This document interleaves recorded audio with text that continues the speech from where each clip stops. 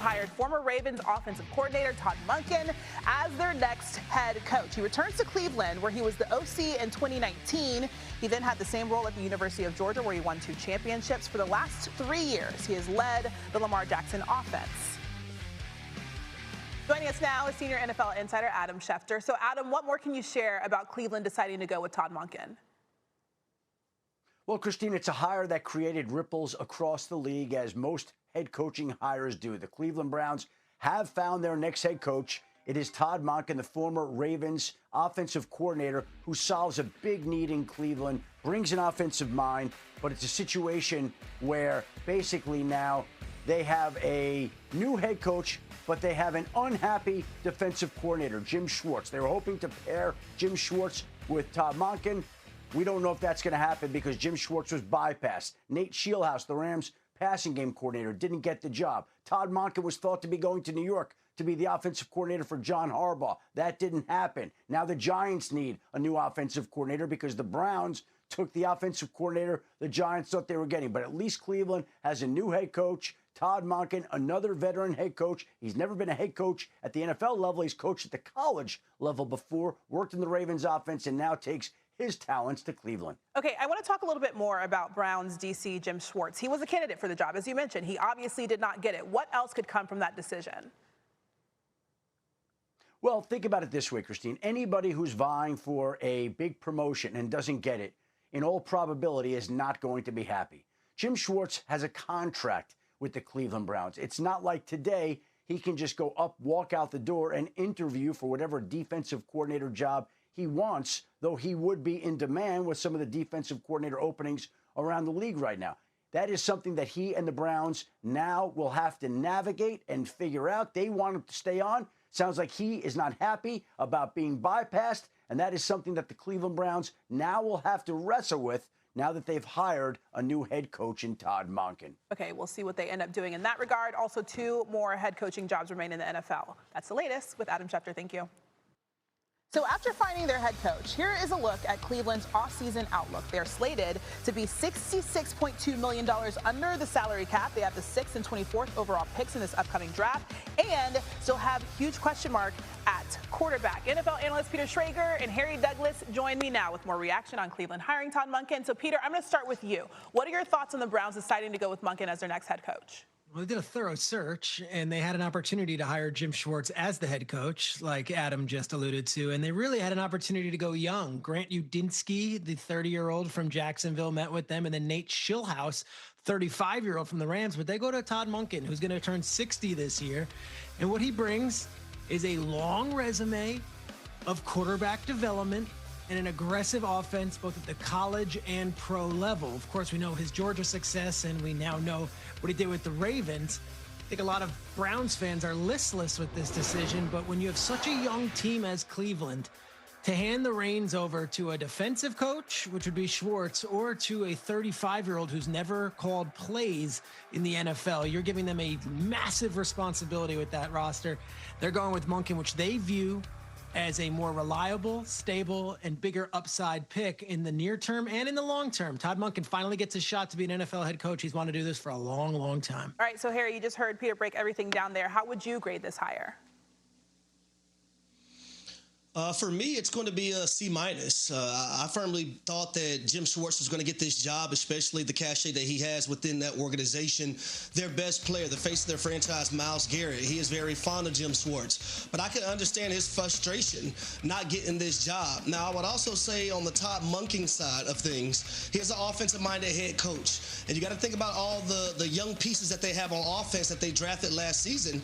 You look at the 2 quarterbacks, Dylan Gabriel, Shedeur Sanders. You look at Quinshawn Judkins. You look at, Isaiah Bond at the wide receiver position, Harold Fannin Jr. at the tight end position, who had a solid rookie year. And then also Jamari Thrash, who's a young up-and-coming player for them as well. So going offensively is not a bad thing.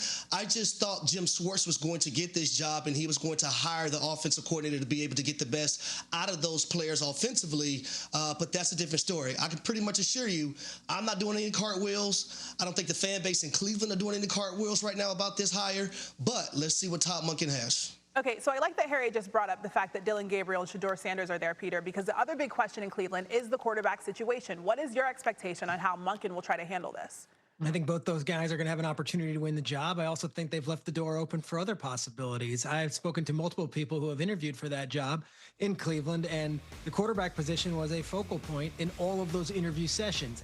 What do you think of our current situation? What do you think of what's out there? And what do you think you can do to get us over the hump? The truth of the matter is this Browns roster is so young, and with the exception of Shedeur and Dillon Gabriel, which the jury is still out, they hit home runs in that free agency and rookie class last year. And that rookie class includes Harold Fannin and Judkins.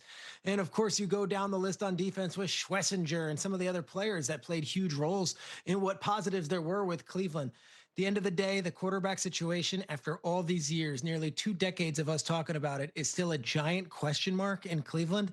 And the hope that Todd Monken can get them to finally put an exclamation mark on that instead of just a giant question mark is there. Yeah, we'll see what they figure out this offseason. But now they have a head coach, Peter, Harry, thank you very much. So now that Todd Monken has taken the Browns job, 8 total teams have found their new leader moving ahead to the 2026 season. That leaves the Raiders and the Cardinals still assessing their candidates as they look to fill their vacancies.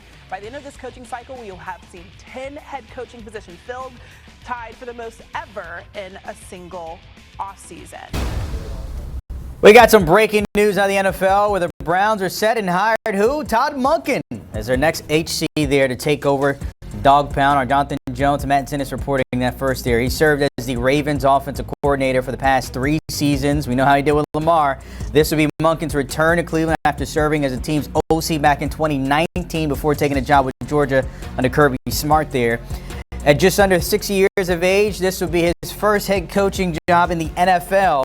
Monken will take over as the Browns team that, of course, won just 1 playoff game this century. Not good, but take a look at his resume so far when it comes to being the head man of any offensive there. I mentioned there, you had Lamar, you had Stetson Bennett, back-to-back national championships, the Browns in 2019, Baker Mayfield there and others in Bucks, OC in 2016 and 18, then Southern Miss when he was the HC for 2 seasons, 13 and 25, but as usual, it seems like a QB guru.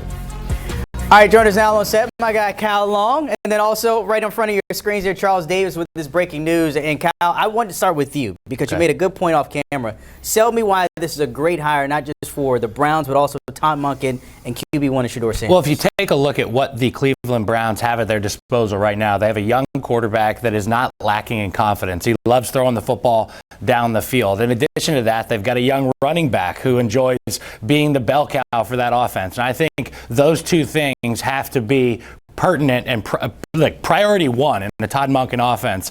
And Lamar Jackson and those guys, they did a lot of RPO stuff. They did a lot of spreading the ball on the outside. But the 2 things that really appealed to me was Shedeur Sanders, his confidence, ability to throw the football down the field, and running the football. They're going to have to go get a real receiver number 1 to pair with Jerry Jeudy. But I love this hire already. I think Shedeur will really lean into this style of offense. Kyle, I love what you're saying here because you're focusing in on why this hire is a good one for the Cleveland Browns, not who they didn't get, not, oh, is this a sexy enough one?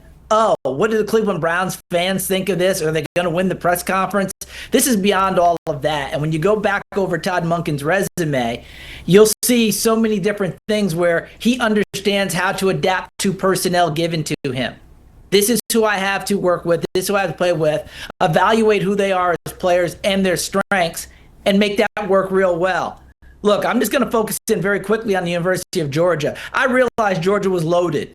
Duh. We all saw that. But they got players that come in every year. In fact, just watch the Philadelphia Eagles roster and you see the University of Georgia. We get that, right? But Stetson Bennett never should have been the starting quarterback at Georgia. He found a way. Walk on, turned into more than a productive player, ended up going into the NFL. He'll probably never be a starter. But Stetson Bennett, a 2-time national champion, and Todd Monken helped bring him along, played to his strengths, and went from there. That's why what I think you said, Kyle, is so key about understanding who Shedeur Sanders is and what his strengths are. Big one, throwing it downfield. They have to add to the wide receiver core outside. But David Njoku gives you a nice little tight end, which is every young quarterback's dream. They have to have it. And let's get Quinshon Judkins back from injury and get him going. I like the hire for those reasons. And last but not least, This guy's going to bring a structure to the team and a discipline to the team that I think that they're going to need going forward. Kyle, when we know that this was not the Browns' first choice, because there were the names out there who all said, okay, no, I do not want to be the head coach there. So you finally decide on Monken, who is about to be 60 next month, getting his first job to be a head coach at the NFL level. How do you get inspired for this, despite all the reasons that you like it from the offensive side? Like, from an organizational standpoint, knowing like, okay, we got someone, but like, Well, pump the brakes a little bit, because what do coaches always try to convince their teams of? We're the underdogs. Nobody picked us. Well, this is a situation where if you want to lean into that underdog mentality, be like, well, this is the guy that chose us. And there was a bunch of guys who didn't. So when I'm in that team meeting as a player on day one and I'm hearing Todd Monken speak, I'm like, this is the damn guy that chose me as a player. And the guy sitting next to me, and the guy sitting, and our quarterback, who everybody's pointing their finger at. So I'm excited for this group. And I'm glad you mentioned Njoku as well, because he's bringing another bad joker to the huddle as well, and Harold Fannin. And now you're looking at 1, 2, 3, 4 Pro Bowlers, including Shador. If Judkins can get it done next year, that's what they call a core. And you can have confidence with a core, and you can start to build through the draft whatever Monken establishes that archetype identity to be. I'm just going to follow up on that, because how I forgot about Fannin, that just tells you where my brain is right now. I need to take it out and give it some air. But to bring that youngster in, to give you two tight ends who are not just wide tight ends, meaning line of scrimmage, block you people. Both of them can move. Both of them can get downfield, get into the seams. I remember when Fannin was coming out in the draft, and I had someone tell me, he's kind of awkward. He's a little stiff. And I said, yeah, he caught 100 balls stiff. You might want to find a way to get him to football. And he carried that over into the NFL, because if they didn't have that evaluation, he's a higher draft pick. But let's take it to the next step now with Todd Monken, because it's not going to just be obviously taking care of the offense, which feels like job one. What are they going to do on the defensive side of the ball now? Jim Schwartz has done a fantastic job, and he thought he was going to get this job. All right, he was a prime candidate to get it. I realize he's under contract.